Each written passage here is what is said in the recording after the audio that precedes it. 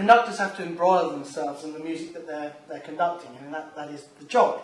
So what's your starting point when it comes to preparing a Wagner opera, like, for example, Lohengrin, which you've been doing in London recently? Well, you know, it could be compared, in fact, with an actor's work.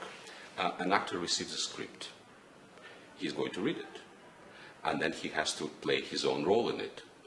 It might be a role of one character, occasionally more than one. And he has to first assimilate all the information that is in the script. It isn't just the words and the sentences. I mean, that is an obvious thing. But it's the meaning of those words and those sentences. It's the meaning of the person that this actor is going to play.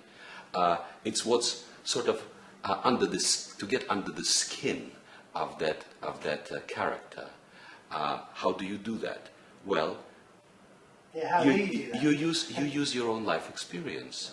I mean, an actor who will play this or that personage will usually imagine someone that he or she actually had met or had seen, be it a particular body language trait that sometimes distinguishes someone, a little tick or particular gait in walking, or stuttering over a word, whichever it will be. And those kind of little mannerisms that actors are so gifted at imitating. So in a way, starts a process of gradually identifying so much with the character that you will be playing that at some point you're becoming it.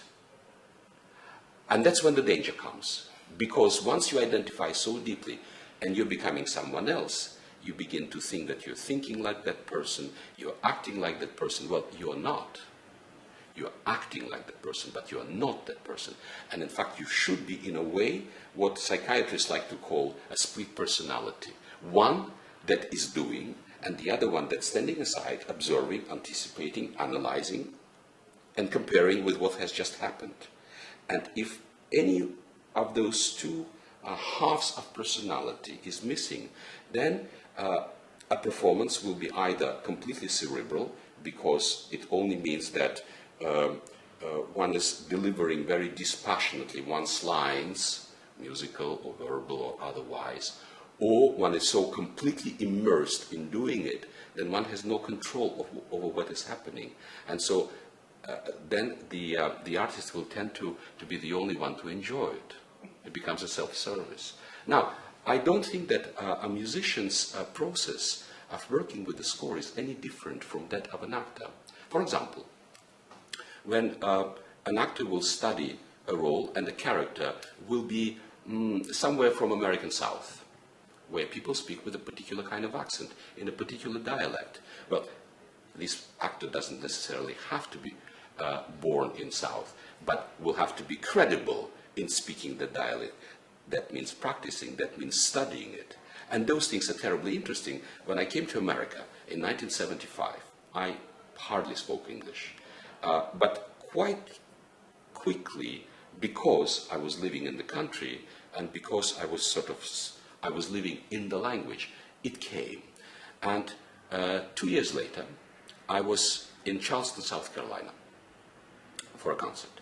And I was quite stunned by the way people were speaking English language there, because I was living in New York, and that was a completely different way of speaking English language. I was totally fascinated. So I remember I found myself at a service station where people were stopping by to get gas for their cars. I was just standing there and listening to them talk with a gas attendant.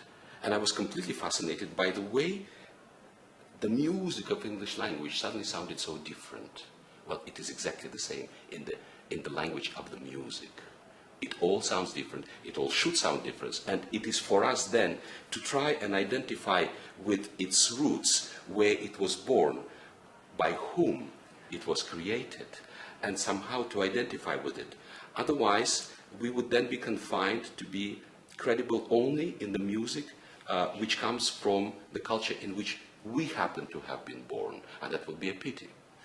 So can you give us an idea of the length that you have gone to, for example, in preparing a work by Wagner, to, as you say, to get the music under your skin? Do you have any particular things that you do, other than obviously prepare, look at the score, prepare it, get to know it? Obviously, I imagine there's a bit of background research as well. But are there any other things that you do beyond that that takes you...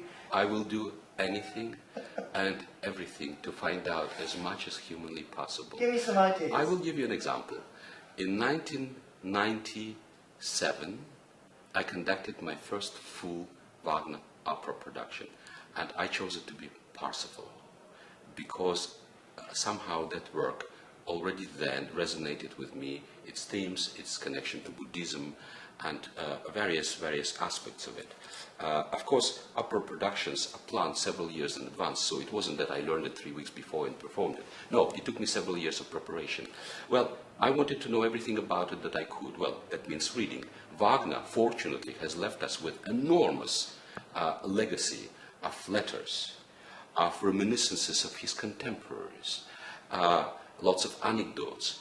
Some of them are true, some are not, but some are too good to have been true, and some are not good enough not to have been true. And so it's all very mixed, but all of that gives you a little bit of an idea of personage. For example, when we think of Wagner speaking German language, Wagner came from Saxony. He spoke with a very heavy Saxonian accent. And if one is in Dresden or in Leipzig, it's a very difficult German language to understand over there for those who are not initiated. So it means that here was this personage with a rather high tenor voice, and as you read his own letters, and you read people speaking about him, what kind of character he was, emerges a certain portrait of him. Then I went to Bayreuth, which of course is the Mecca of Wagner, and fortunately they have an original set of parts, orchestral parts of Parsifal, that have survived, because of course during the Second World War, a lot had been lost, but that had been preserved. And so it was in the middle of the winter, so there was no festival, there was no real music making. It was just an empty Festspielhaus and a cold little room in the basement where they brought me the set of those parts. And there I was sitting for several days and looking at those parts that have been played for the first time in 1882, which was the year of the first performance of Parsifal, and of course in 1883 Wagner has died. And I was looking at those parts to see what kind of markings musicians would be making there, because a lot of work is happening during the rehearsals, and musicians need to remember what they're being asked to do, so they will put little things with pencil here and there. And so I found quite a few very interesting things. For example, in very many parts, musicians have actually written the timings of those acts of Parsifal in various performances. And those parts have been used from 1882 until close before the World War I. So probably about 1909, 1910. And you see the timings, and it becomes very interesting because the years are indicating those timings. And suddenly you realize that as years go by, the performances become slower and slower and slower and slower. And then you ask yourself, why such phenomena? Well, Wagner was no longer there, but he was when Levy conducted the world premiere of that opera. And Levy conducted it thereafter for several seasons to come. After that, Cosima Wagner, his widow, has taken over the festival, and she in a way propagated an idea of Wagner's legacy, the tradition of interpreting his music.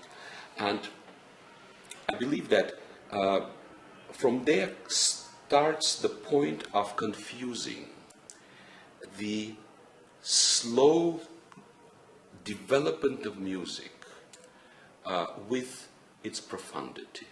In other words, what is slow has to be profound, means it will be profound. Well, it's not really so. And if idea becomes distorted, then the musical phrase is in fact separated from the spoken language.